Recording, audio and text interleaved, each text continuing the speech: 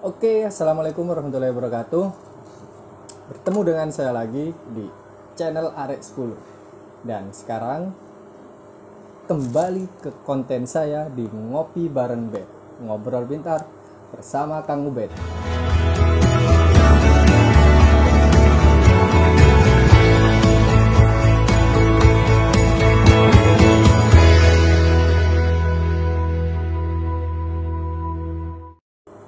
Jadi, pembahasan kali ini yaitu tentang mengenai seorang pemuda yang masih cukup muda tentang penusukan terhadap Syekh Ali Jaber, seorang hafiz Quran yang sudah terkenal di seluruh Indonesia.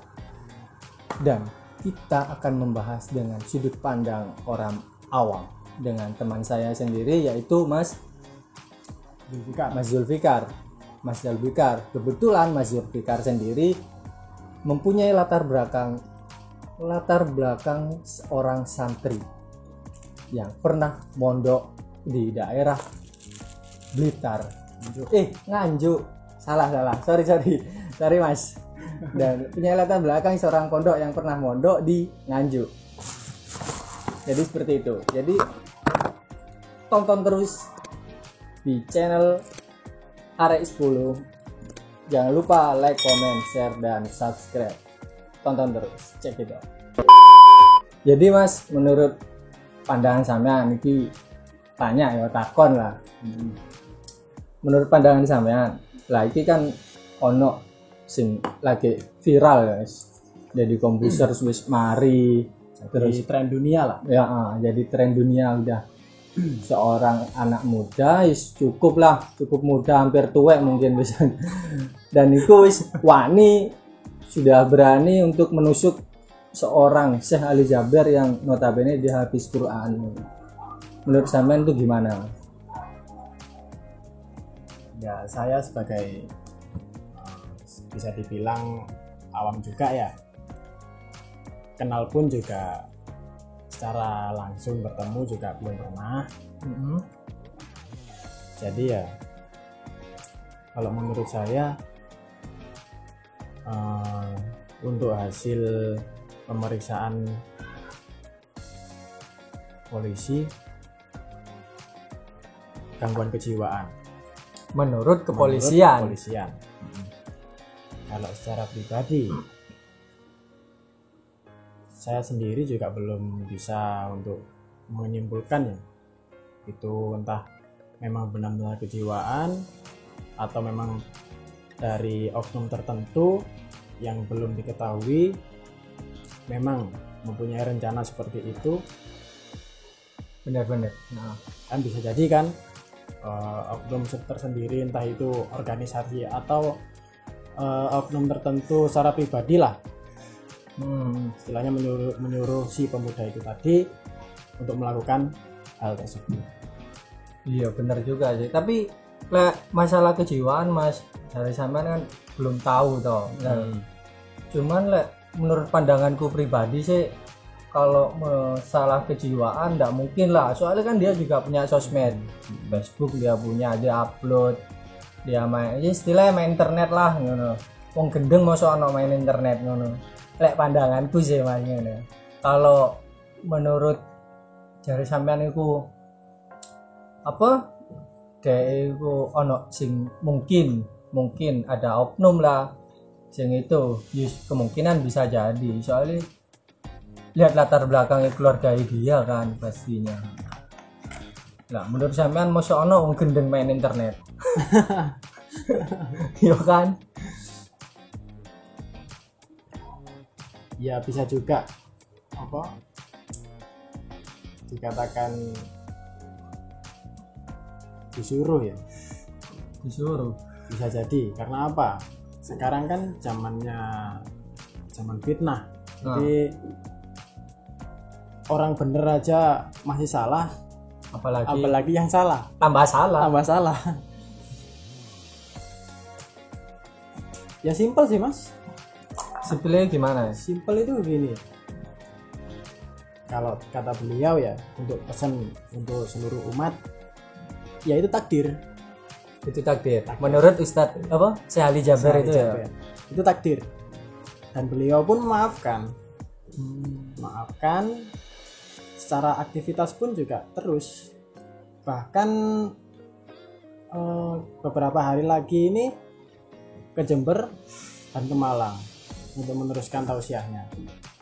Jadwal tausiah Jadi Syekh ya, Ali Jaber itu. kesimpulan dari beliau sendiri, ya udah, emang takdir. Berarti simpel. Sebenarnya itu karena takdir. Jadi Patimura mati bukan karena apa, takdir. Kalau mau diusut ya semisal marah, ngamuk. Syekh Ali Jaber ini ngamuk. Manfaatnya apa? Nah, Bisa jadi tambah keruh Nah. suasananya. istilahnya balas dendam lah. Balas dendam. Memang ada manfaatnya. Kan nggak ada. Enggak ada. Benar-benar. Walaupun nang jopo itu ono mas video itu si pemuda itu mau bukan ditanya lagi, memang langsung di poin. Kamu disuruh siapa? Banser ya? Wah, itu di videonya. Nah, ada video seperti itu. Jadi kan kata-kata seperti itu kan sama saja menyalahkan Banser. Nah, sebelumnya itu ada isu Banser disuruh mengamankan gereja. Padahal Banser itu sendiri kan mempunyai latar belakang untuk keamanan orang NU. Bukan Organisasi Islam Islam lagi ya. ya. Bukan Islam lagi, bahkan Nahdlatul Ulama kan untuk penjagaannya kan khusus Banser. Benar-benar. Berarti tidak bisa lah kita. Ya mungkin tujuan untuk oknum tersebut untuk untuk menfitnah sana, untuk menfitnah sini, jadi kita yang diadu domba. diadu domba. Ya mungkin bisa jadi sih kayak gitu ya. Mungkin ada sebagian oknum yang ingin mengadu domba antar kita. Jadi bangsa ini mau dipecah belah dengan cara sedemikian rupa, bisa jadi. Cuman mereka salah besar kalau ingin memecah belah bangsa ini, karena bangsa ini itu sudah sangat-sangat erat di dalam persaudaraannya. Nek percaya mungkin enggak mas, ngisruh yo. Mungkin percaya enggak, Percaya enggak ngisruh. Ngisruh itu gini,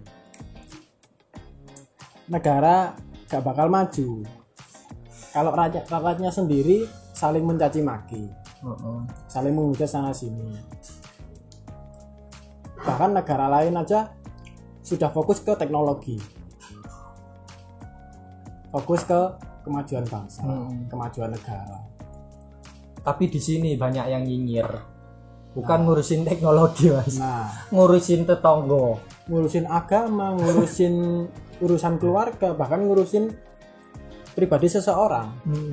Itu uniknya negara kita. Iya, itu nggak ada di negara lain, hanya di Indonesia. Konduwe di Paido, randuwe di Paido, podo ae. Jadi mungkin itu ya mas ya. Syekh Ali Jaber pun kan sudah dinaturalisasi ya, jadi warga Indonesia. Dan itu pun tujuannya sebenarnya nangis mas, Nangis ya apa? nangis sama negara Indonesia. Apa? Jadi tujuan beliau itu ingin menjadi warga negara Indonesia itu biar mempermudah dakwah beliau, terus kayak rumah sendiri lah istilahnya. Kalau mau istilahnya mau ngurus rumah sendiri ya harus berada di rumah itu kan sama. Kalau semisal sekarang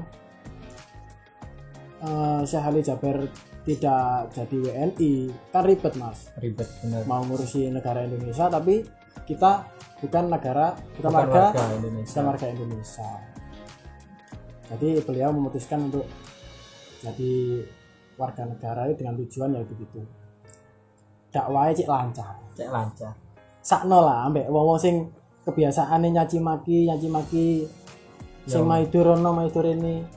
Sakno seharusnya bukan emosi, bukan gimana. Kasihan malah. Syekh Ali Jaber kasihan dengan kita yang suka nyinyir. Kita ini suka nyinyir, bangsa nyinyir. Kalau sumpama kalau terjadi suatu gejolak sing mungkin Ustadz Ali Jaber ngamuk, mungkin pasukan para santri sampean dewe mantan lah, pernah jadi santri lah, mungkin langsung melok kisru, ikut kisruan gitu. Seandainya nek waktu kejadian dalam posisi misal ya kayak di belakang beliau waktu dakwah sebelum tragedi penusukan itu, secara spontan ya seperti itu, pasti langsung kayak yang di video tersebut, langsung emosi, pukul sana pukul sini sampai babak belur. Ya sama sih, naluri sebagai manusiawi ya gitu. Iya, apalagi sosok Syekh Ali Jaber ini seorang panutan lah. Panutan bener. Habis Quran, dia pun sampai berani atau enggak mencium seorang kaki habis Quran yang masih muda gitu kan, sebagai panutan sebenarnya. Bahkan beliau melerai loh Mas waktu itu. Melerai. Waktu dipukuli sama masa jamaah itu, melerai di videonya itu. Padahal waktu itu sini udah darah nggak karu-karuan. Iya. Kan pisaunya mancep itu. Pisaunya mancep. Dicabut sendiri. Itu hebatnya. Nggak terasa sakit. Makanya habis Quran aja ditusuk pisau gak sakit guys. Kalau jadi pandangan santri memang pastinya emosi ya Mas ya. Pasti emosi. Apalagi dia seorang panutan, habis Quran dan ulama, bisa dikatakan kita sebagai santri ya, sebagai santri aja emosi, apalagi yang di luar sana santri yang berkedok santri sih memang. Kan ada ya, berkedok santri sama santri kan beda. Berkedok ustadz ada, ya? Loh. Jadi secara penampilan ulama, cara omongan pun juga ulama. Tapi di balik itu semua didorong dengan hawa nafsu, dengan mengatasnamakan agama. Aku ingin membela agama, tetapi didorong dengan nafsu, itu salah. Seharusnya gimana? Jadi memang benar-benar dari hati ya. Seharusnya ya kalau memang benar-benar ingin membela agama bukan gitu. Agama mengajarkan untuk perdamaian, bukan kerusuhan. Benar. Semua agama ingin damai. Kita kan berpegang teguh sama Pancasila. Sila juga ada kemasyarakatan, keagamaan. Karena memang gimana ya? Kalau dibilang rakyat Indonesia atau warga Indonesia sebagai bangsa Indonesia sendiri itu memang sangat minim akan pengetahuan. Dikatakan minim pengetahuan ini tentang agama itu tadi Mas, mungkin menurutku sendiri sih itu memang minim pengetahuan tentang agama. Makanya banyak ustadz-ustadz yang berkedok sebagai ustadz atau enggak, mereka jadi ustadz karena hawa nafsu mereka itu memang benar-benar ada. Yes, kalau dikatakan mana yang ustadz beneran atau ustadz palsu, kita yang sebagai kaum awam kadang masih bimbang karena ada fatwa yang gini, fatwa yang gitu. Bedanya begini Mas, bedanya dulu sama sekarang ya. Bedanya kita dulu. Kan sebagai agama Islam ya, agama Islam kita panutannya siapa? Nabi Muhammad. Benar. Kalau memang mereka merusuh di jalan-jalan, demo sana sini, istilahnya menuntut keadilan dengan mengataskan agama. Orang Nabi Muhammad aja dilempari batu biasa aja, cuek. Ya udah biarin, nanti nunggu hidayah ya kan. Kalau nggak dapat hidayah paling dapat bala. Jadi gitu. Kalau kalian udah ngerusak hubungan orang atau enggak kalian sudah ngejelek-jelekin orang, kalau kalian nggak dapat hidayah kemungkinan dapat bala, dapat balasan. Bener nggak? Pasti ya Mas. Ya.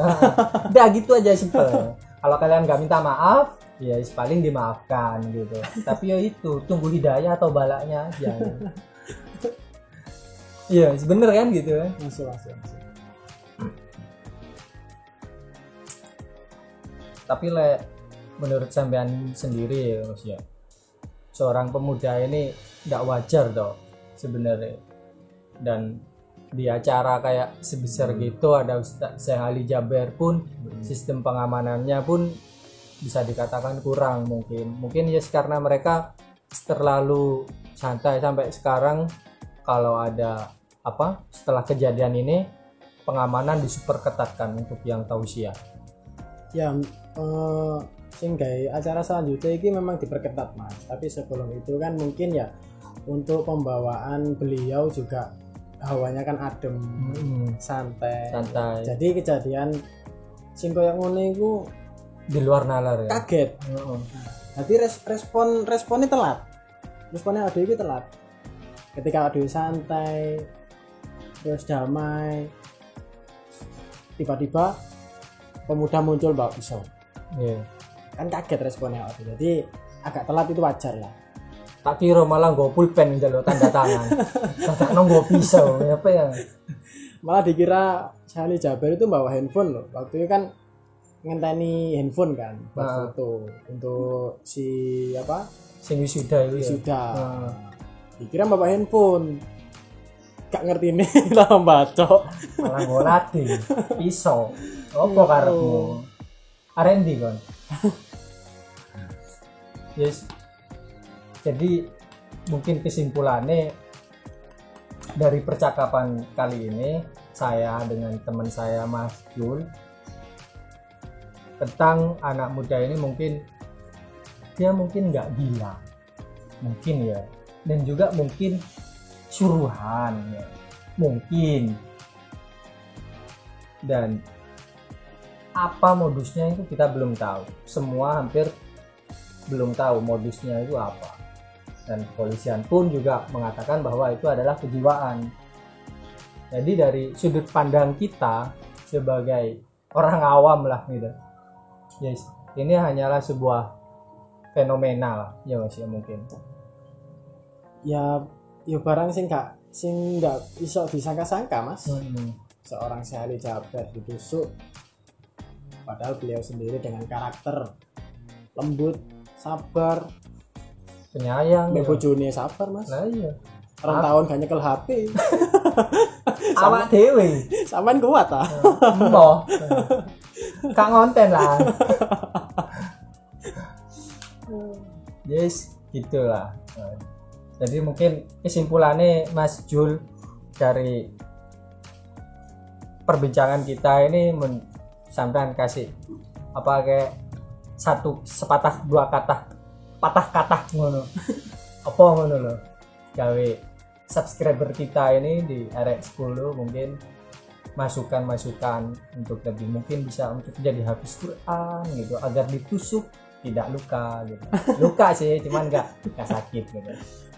Le enggak luka itu duduk hafiz Quran Mas. Iya, Bu. Dukun Mas. Dukun ya, Bu. Kuro karo limbat gitu. Lek dukun niku iso Kak ditusuk gak mempan iku iso. Tapi lek hafiz koyane lek beset ya beset ya Mas. Tetap luka. Ketok kok getene ketok.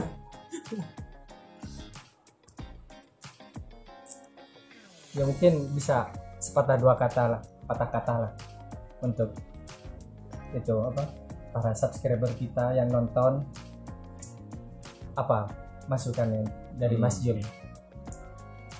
Lebih diutamakan akhlak, akhlakul karim, agar gak gampang itu ya Mas ya. Meskipun kita berpendidikan dalam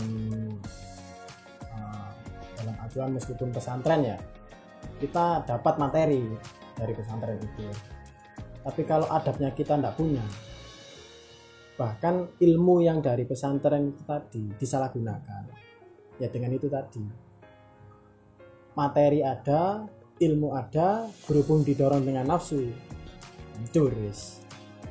Harus disertai dengan akhlak. Nah disertai dengan akhlak. Meskipun posisi kita dalam posisi yang benar, meskipun benar, kalau memang kebenaran itu gak dinggono nang posisi ini, ya sik dinggono meskipun dalam posisi awak dhewe iku bener. Jadi bener salah iku ono nggone dhewe-dhewe, Bener salah waktune ono nggone dhewe-dhewe. benar salah ada tempat dan waktunya sendiri-sendiri. Jadi mungkin yang bisa saya petik Kang Ubed dari Mas Jul yaitu sepintar apapun kalian, sepintar apapun kamu, disertailah dengan akhlak yang juga baik. Jadi sekian dari saya dan dari saya Kang Ubed dan serta Mas Jul di Ngopi Bareng Bed kali ini. Jadi jangan lupa like, comment, share, dan subscribe. Sampai jumpa di channel berikutnya. Dadah.